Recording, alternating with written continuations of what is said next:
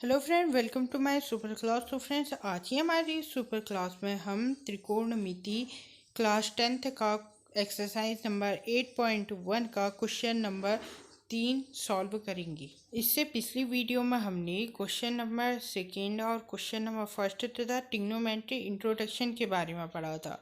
अगर आपने वह वीडियो नहीं देख रखी है तो डिस्क्रिप्शन बॉक्स में है, उसकी लिंक दी गई है, आप उसे वहां से भी जाके देख सकते। चलिए और स्टार्ट करते हैं क्वेश्चन नंबर 3 को।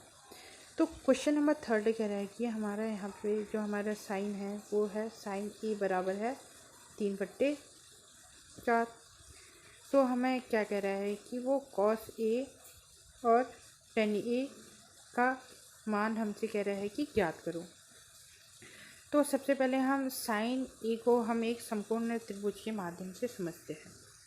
मान लीजिए एक समकोण त्रिभुज है जिसकी भुजाएं ए, बी और सी है, और यहाँ पे बी क्या हमारा 90 एंगल है, क्योंकि समकोण त्रिभुज में ये वाली भुजा हमेशा 90 एंगल होती है। तो अगर हम साइन ए से देखें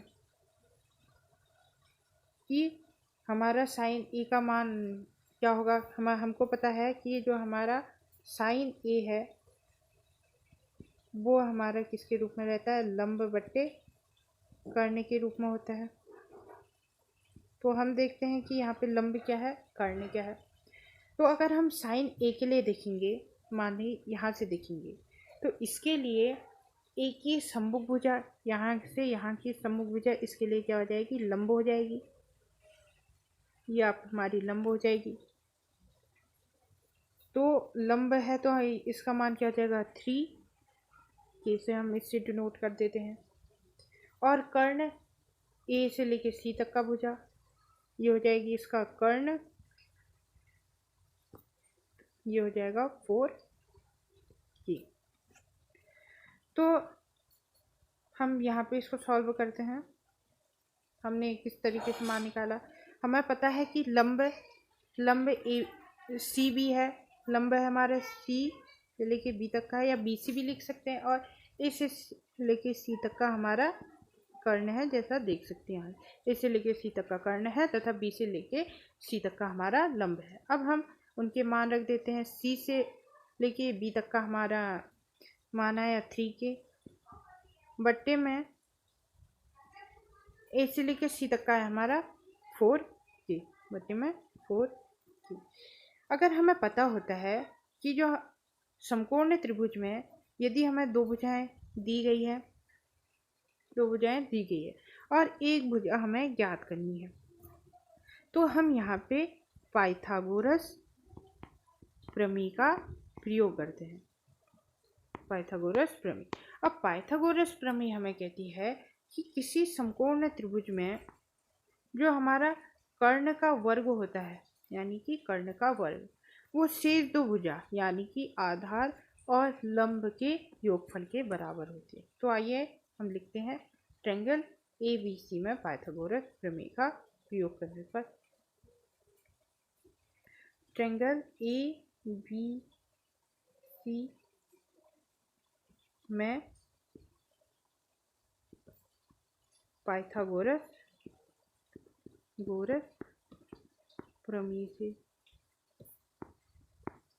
प्रमेय से जो कहती है कि कर्ण का वर्ग बराबर आधार का वर्ग धन लंब का वर्ग। अब हम इस समकोण त्रिभुज में देखेंगे, तो ए से लेके सी तक का हमारा क्या है, कर्ण है,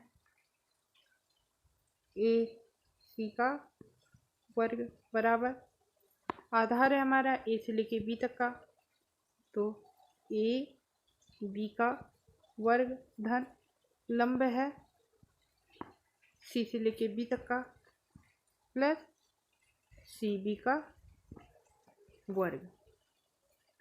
तो अगर हमने यहाँ पे देख सकते कि हमने मान ज्ञात कर रखे हैं कि सी बी है हमारा 3 के का वर्ग धन ए बी हमें ज्ञात करना है, यानी कि हमें आधार ज्ञात करना है, और ए सी हमारा है 4k, तो 4k का वर्ग। आशा है कि आपको इतना समझ आ गया होगा। तो चलिए करते हैं। तो ए बी का वर्ग बराबर 14 का वर्ग 16 होता है 16k² प्लस 3 का वर्ग होता है 9k²। तो हम क्या करेंगे, ए बी को इस साइड ले जाएंगे, तो ए बी का वर्ग ये प्लस में है तो इस साइड आएगा तो माइनस हो जाएगा 16k² माइनस 9k²। तो ए बी का वर्ग यानी कि 16k माइनस 9k बराबर 7k²। यहाँ से अगर हम स्क्वायर हटाएंगे तो यहाँ पे अंडर रूट लग जाएगा। तो ए बी या √7 और इस के को हम बाहर से लिख देंगे अलग से, स्क्वायर हट जाएगा। ठीक है, यहाँ से वर्ग लगेगा, अगर यहाँ से वर्ग हटाएंगे तो यहाँ पे अंडर रूट हुआ यानी कि वर्गमूल लग जाता है। आपको समझ, तो हमें यहाँ पे ज्ञात हो गया कि हमारा जो ए से लेके बी तक का आया वो हमारा k√7 आया, यानी कि √7 आया। हम के को लिख भी सकते हैं, नहीं भी लिख सकते। ठीक है, तो आइए हम देखते हैं हमें क्या क्या ज्ञात करना है। अब हमें ज्ञात करना है tan A और cos A का मान। तो सबसे पहले cos A ज्ञात करते हैं। तो cos A देखते हैं। cos A में जो ट्रायंगल A की आधार की भुजा यानी कि A से लेके B तक का ट्रायंगल A के आधार की भुजा इसका आधार हो जाएगी और कर्ण रहेगा A से लेके C तक का। तो चलिए लिखते हैं।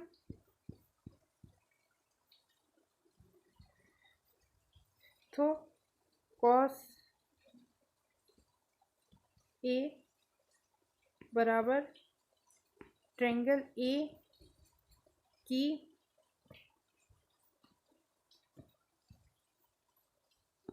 आधार